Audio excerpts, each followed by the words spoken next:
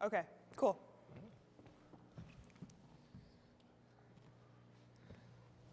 Welcome back.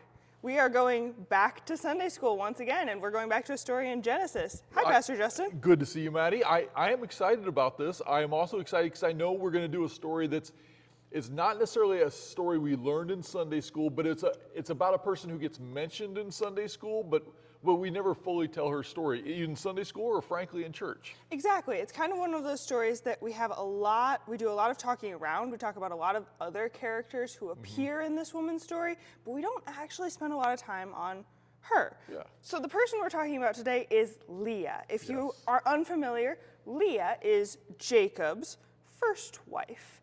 And so we're going to hear a little bit about the story of Leah and how she comes into this kind of crazy scenario that she gets herself in. Jacob is he's the black sheep of the family, of this highly dysfunctional family we meet in the book of Genesis.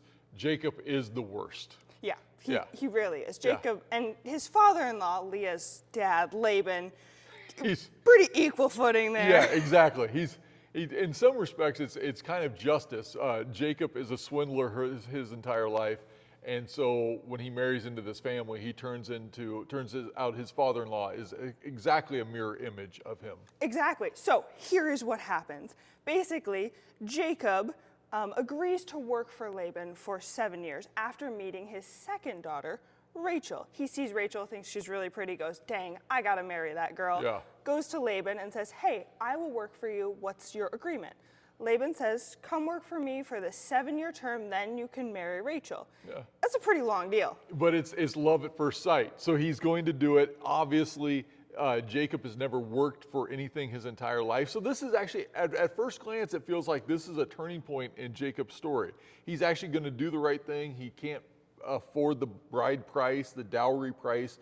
So instead, he's going to give 7 years of labor. Sounds good so far. So he's going to marry Rachel. Rachel is the woman he loves. Exactly. All pretty upright, gonna marry Rachel. So he works for these 7 years, and then comes wedding day. Yeah. Laban says, okay, everybody gets dressed up, everybody gets ready. I mean, the bride probably has a big veil walking down the aisle. Exactly. Can't really tell. They get through that night. They wake up the next morning. Veil comes up, and it's not Rachel that Jacob has married. Yeah, it is Leah. It is Leah. That's quite a surprise on one's honeymoon. Yes. It probably would be. So Jacob is furious. Yes. He goes to Laban. He's like, what have you done? You have tricked me. Give me Rachel. I did my 7 years. This isn't fair. Yeah. And Laban goes, whoa. Well, she's the oldest daughter. Yeah. How could Leah not be married first? Yeah. This seems completely fair to me. And he says, well, I mean, if you want to marry Rachel, you can, but you're going to have to give me. You can marry her next week, but you're going to have to give me another 7 years of labor. Exactly. These were different times with marriage arrangements and whatnot. It is, culturally speaking, it was very different times. I also think it's fair to say Laban is one of the worst dads in the world, right? Yeah. Regardless of what century he was born in, he's an awful guy. But the part of the story that always gets lost in the midst of this, because usually we make fun of Laban, there's a part of us that kind of actually is overjoyed with the fact that Jacob actually got what was coming to him to a degree. If you know the earlier part of the story, he swindles his brothers and all that. But the part of the story we leave out is the fact that poor Leah. Yeah, everybody misses Leah. And that's actually the part of the story that we want to highlight today. So Leah is kind of caught up in all of the men and people acting around her. She doesn't have a lot of agency in this story. Yes. So what her dad says about her is, well, you have to be married off now. This is your chance, essentially. And he takes her and he hides her. And Leah, really throughout the rest of her life, grieves this because she's married a man that doesn't love her. Yes. She didn't have any agency in this. It wasn't her choice, but she's very stuck in this situation. And Jacob is, honestly, throughout her life, pretty cruel. Oh, 100%.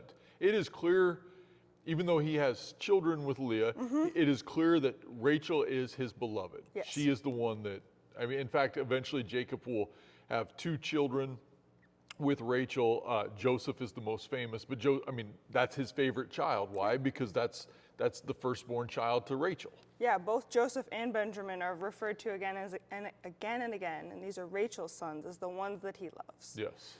But God has a different plan with Leah. Even though Jacob doesn't love her and doesn't care for her, God really sees Leah. Yes. And he lifts her up. So Leah has 8 sons. Yes. And these 8 sons become the foundation of the tribes of Israel. Yep. God continues to answer Leah's prayers to bear sons, to have children, and continues to utilize her in his plan. Yeah, three quarters of the tribes of Israel. This is what the Hebrew people, they would trace their lineage back to these 12 sons of Jacob. 3/4 of God's people essentially come through the family line of someone who is not desired, who is not wanted, who is dismissed and overlooked in so many ways. Exactly. And what really amazes me and catches me as I read this story is that Judah comes from Leah. Yep. And Judah is the beginning of the Messianic line. Judah is the start of how God chooses to bring Jesus into the world. And so to have that promise, to have Christ come from someone who was so despised by the people around her and so overlooked, but yet to be seen by God and to be raised up in that way and now remembered in that way has mattered so much. It just takes all of Leah's suffering and really puts it into, this was terrible, and yet God has turned it and used it for good. I think that's certainly a theme that is revisited again and again in Scripture, where God can take a terrible, terrible situation. And it's not that, I don't think we have to fall into the trap of, well, God caused this terrible situation to bring something good out of it. Or even that it wasn't terrible. Yeah. But there's something that there's broken, that there's suffering, that there's pain, and somehow, some way, in the midst of that, God is still at work and somehow brings beauty and redemption out of it.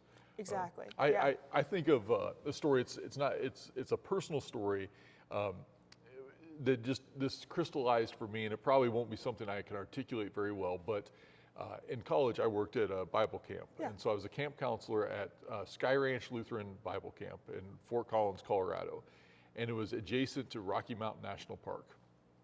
And I'd heard all these stories about how beautiful Rocky Mountain National Park was. And when finally we were able to do some hiking, when the snow had melted enough, we went out and it was barren. There had been this huge fire 2 summers before that had just wiped out everything for acres upon acres. Wow. And so then you just walk through and you're like, this is just desolate. I mean, this is, honestly, it's creepy, it's depressing, and eventually you get to a beautiful part. But for those acres and acres around the camp, it was awful. There's nothing here. There's nothing here. A couple years later, I was working at a church and I took kids to Sky Ranch. Yeah. And I walked through the same path, and it was filled with so much. It was just so lush. It was so beautiful. It was just awe-inspiring. Wow. And it was just a reminder in that moment of how God, in the faithfulness of God, bring this beauty and, well, redemption or something awe-inspiring out of what looks like desolation. Yeah, that suddenly there was newness of life where before it seemed impossible. Exactly. And I think that's what God continues to do with us again and again. That's certainly what he did with Leah. But he continues to bring out good. Yes. Even where we think, this is a wash. Just let it go, move on. Well, hopefully what we can do today now, obviously it's time for you guys all to have a conversation. The hope is to reflect a little bit on your own life, look back to the things and moments of your life that were hard, that were difficult, and to figure out and name the ways in which God brought beauty and redemption out of those moments. Yeah, so go have those chats. Great talking with you. Thanks. Bye-bye. Bye.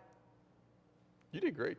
Thank you. I got a little stumbly there, but. No, that sounded wonderful. Let me make sure it's there. Okay, perfect. I did, in fact, click the button. I did click the button.